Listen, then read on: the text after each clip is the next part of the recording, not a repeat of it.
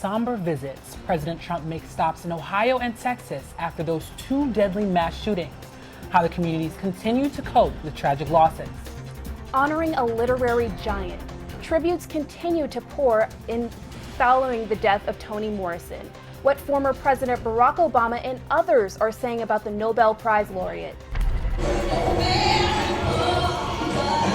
Good evening, everyone. I'm Romello Styles. I'm here at the NABJ opening ceremony. We've done a lot already, but there's more to come. Stay tuned to NABJ News now. Live from Miami, celebrating 30 years of student productions. This is NABJ News.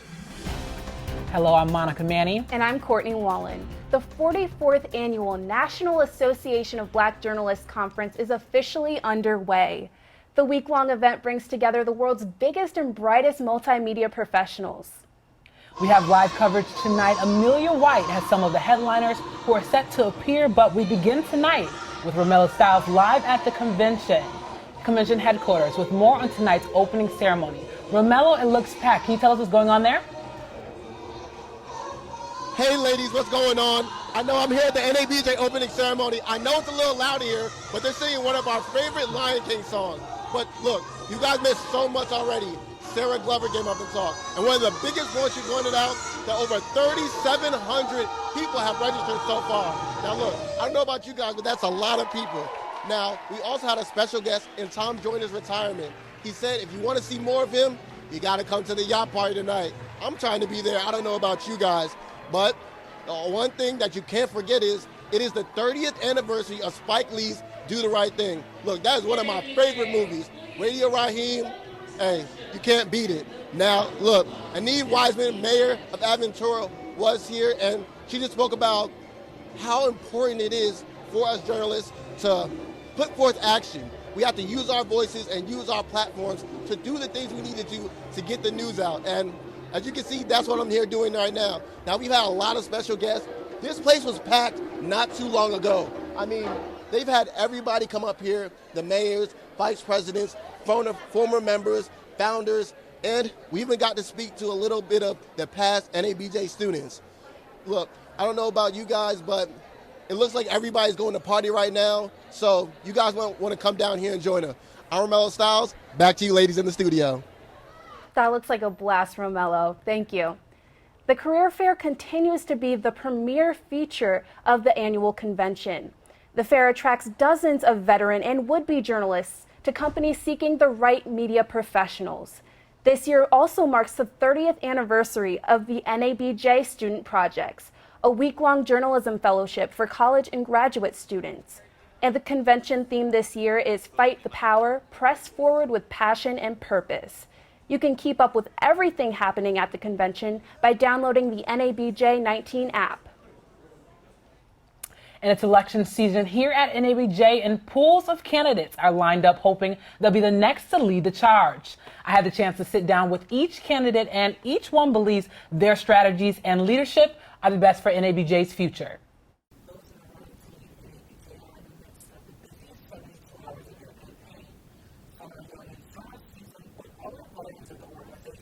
I'm the first NABJ presidential candidate who was born after this organization was started. Between ending my term in 2013 and now, I've gained so much more knowledge and experience. I was the only candidate who went to every regional this year.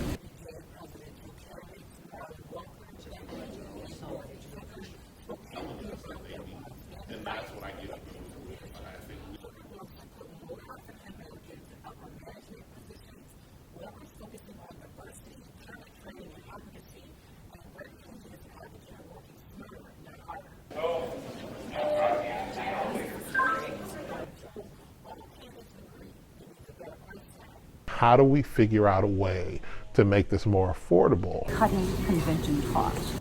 While voters head to the polls to vote for the next president, that's not the only ballot they'll be casting. As secretary, I'm running because I believe that there needs to be a change both in the generational divide in this organization and also an information gap. Being secretary is about more than just taking minutes. It's about leadership, and I have the management skills, the educational background.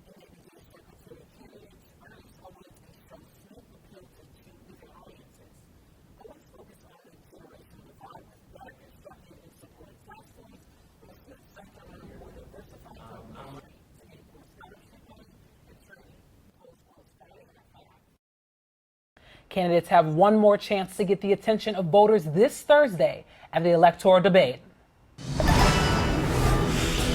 Now to Vote 2020. Nearly 24 Democrats believe they can defeat President Donald Trump, and some of them will speak to journalists here at the NABJ convention.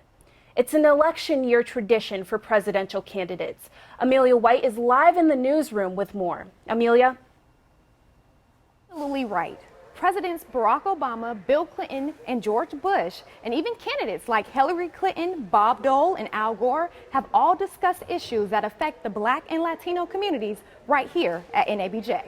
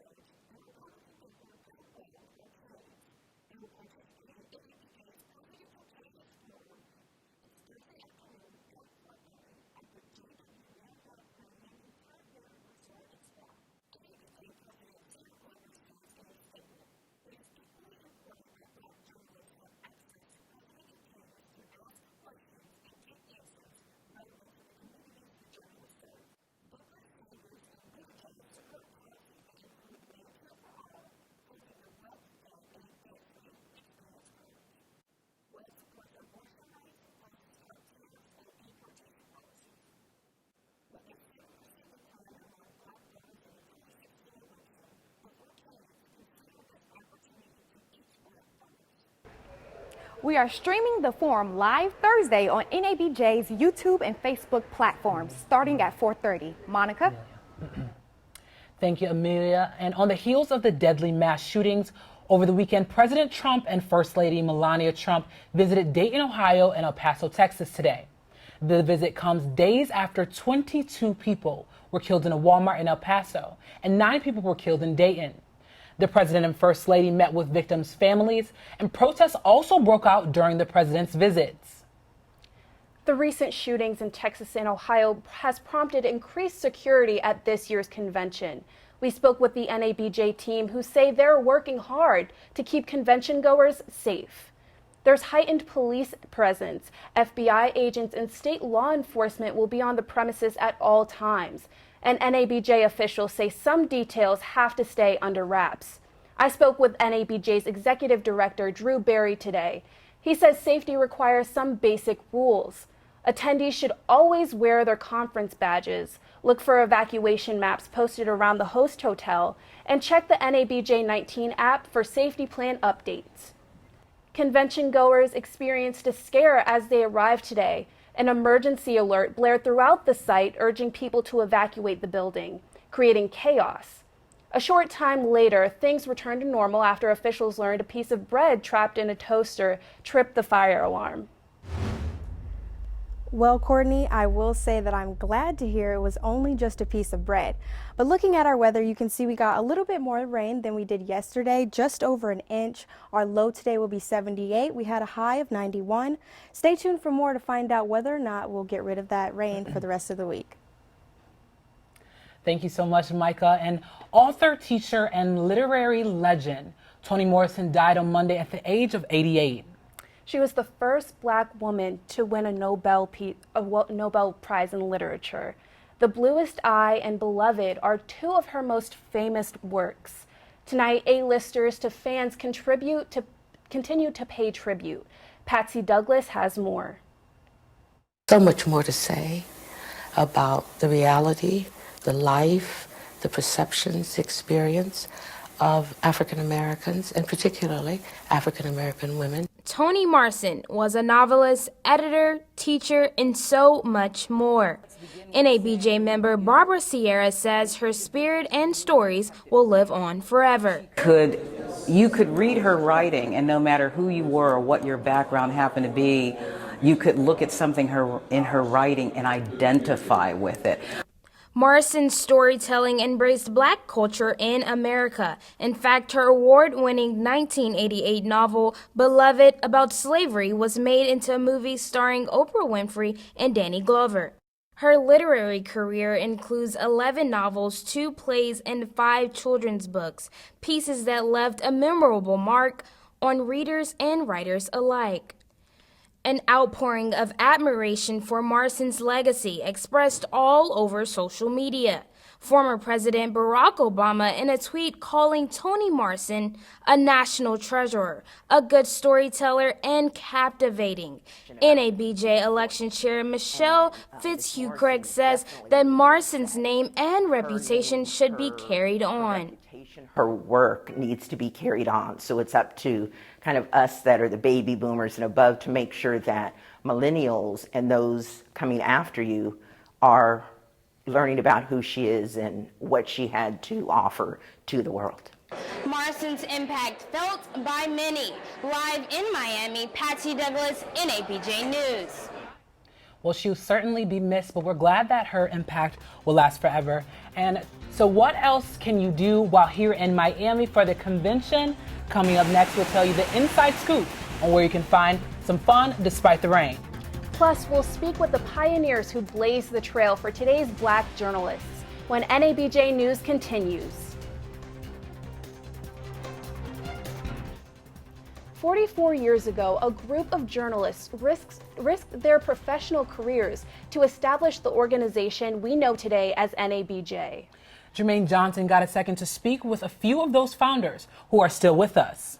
Jermaine is live in our newsroom with how they are reflecting on the state of organization and the challenges they came to face in their time at NABJ.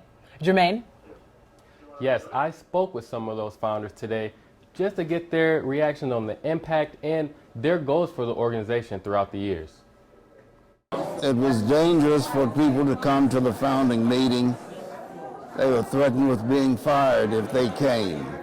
Many were fired after they came.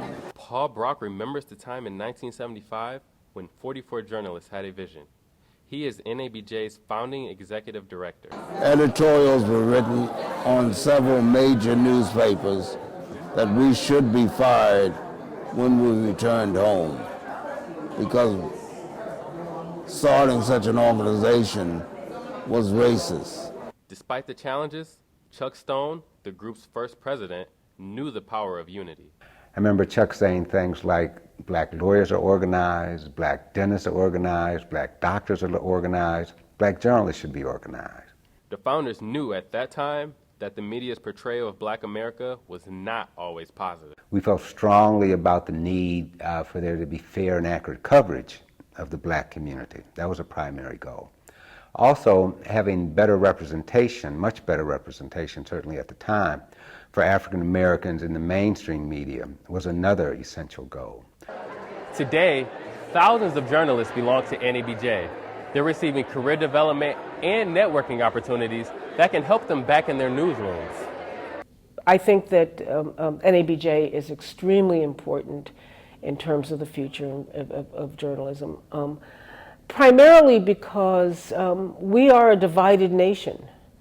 And our stories need to be told. Allison Davis, the second youngest founder of NABJ, served on the board at the age of 22. Today, she hopes NABJ has a bright future. I want to be, 80, 90, 100 years old. I want you all to wheel me out. I want you to take the spit off my lips.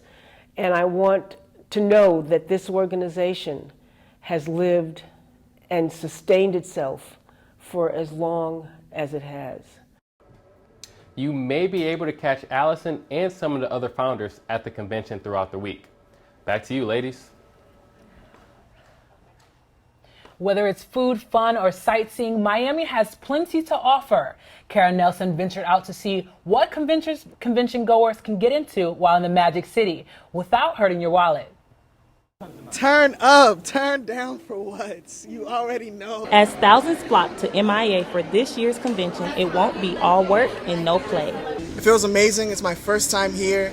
Loving the scenery, loving the people. Loving the city, I'm loving the vibe, I'm loving the people. It's a great diversity of people here in Miami, and then the convention, of course, is always good.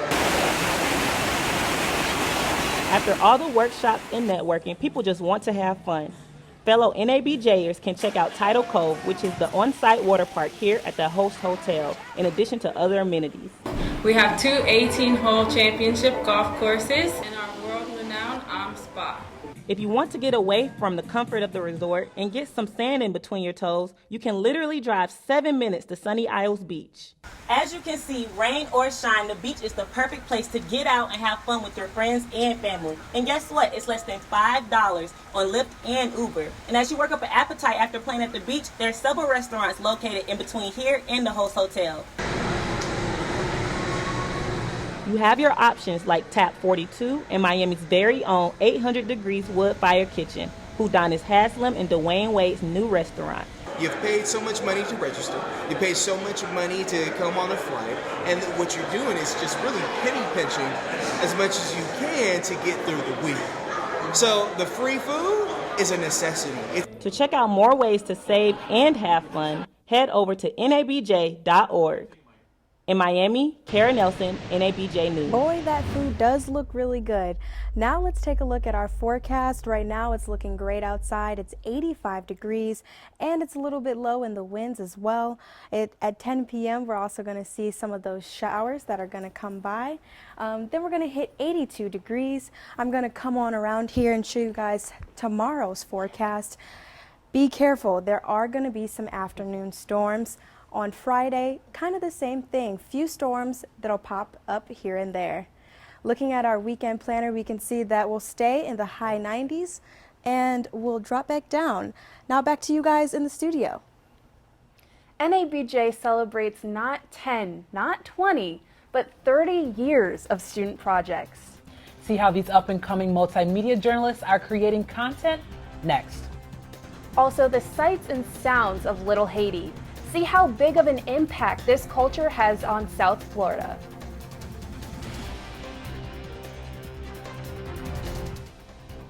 There's a lot more to check out alongside the NABJ convention here in Miami. Reporter Micah Bledsoe takes us to a favorite neighborhood among locals that's also drawing international tourists, Little Haiti. I love it. I love dancing. I love the moods of people. It's just so entertaining. French photographer Morgan Lenoble visited the beaches on her first trip to Florida, but this time she's making sure she visits historic Little Haiti. I was curious about this district, and I'm fond of Haitian food. I love Creole food. Local Haitian artist Raphael Jean says the neighborhood is an actual reflection of Haiti itself. You have a rah-rah here. You'll have African spirituality, a voodoo ceremony. You'll have church. Originally founded as Lemon City in the late 1800s, Little Haiti didn't get its current name until much later. Political turmoil in Haiti led to an influx in immigration to South Florida starting in the early 1960s. With that, Haitians brought their culture, their food, their art, and music. Today, you can see evidence of it everywhere. The year 1804 is written everywhere you go in Little Haiti. That year represents the year that Haiti won their independence. Wherever you go, you can see there's a lot more for tourists to visit, including all the murals. This little neighborhood in Miami has drawn some pretty big international stars. The area served as a backdrop for DJ Khaled and Rihanna's video for Wild Thoughts. It's not just known for entertainment. Little Haiti has become an important political stop for presidential hopefuls. During the 2016 campaign, every major candidate made a stop there. Invite people to visit Little Haiti and not only just Little Havana or South Beach, because it's a great place to see. People are nice, food is delicious, so I invite people who come here. Reporting in Little Haiti, Micah Bledsoe, NABJ News. And the NABJ Student Projects Program celebrates its 30th anniversary this year. Melody Green has more. Henry Kinney is a graduate student at Georgia State University and loves it so much that he came back for a second year. I really enjoyed all of the information and feedback and advice that I got from the mentors and from working in such a high, fast-paced environment. Lisa Cox, a 1992 student project participant, returned as a mentor this year to pay it forward. So once I came through the program and started working professionally, I certainly wanted to come back and give back what was given to me twofold. Let me me just break down for you what's going on right now. Students are scrambling around the room trying to finish deadlines, and 27 were chosen from across the country to come here and receive intensive training from the best in the business. There are mentors for each student, and there are 9 teams, including print, public relations, assignment desk, and broadcast. They start with a welcome reception, then a boot camp focused on best practices in journalism, followed by a ceremonial student huddle. I belong here on the count of 3. 1, 2, 3. I belong here! There we go! Their reports appear on several platforms students publish every day online at nabjmonitor.com. You can also pick up a copy in the hotel lobby or watch on TVs in the JW Marriott. Reporting from Miami, Melody Green, NABJ News.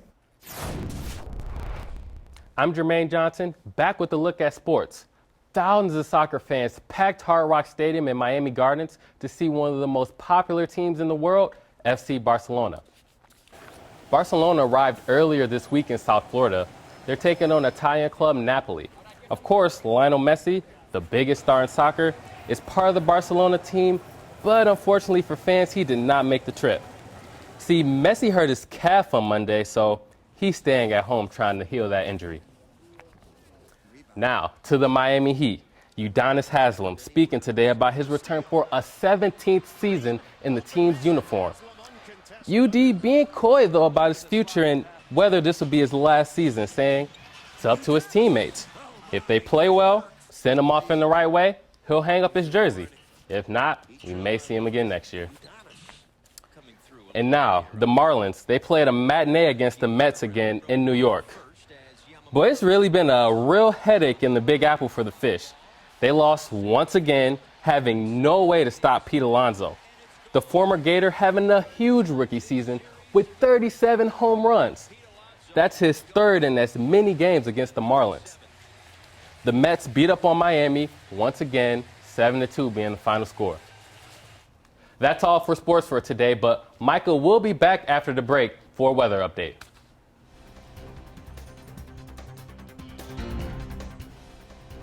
Micah, a final look at the forecast. Yes, those afternoon storms tomorrow are going to be pretty around, so make sure that you guys are ready and you have those umbrellas and your rubber boots because they're not going to be going away anytime soon. Monica? So it looks like I shouldn't straighten my hair, but that's all for NABJ News. We'll see you back here tomorrow.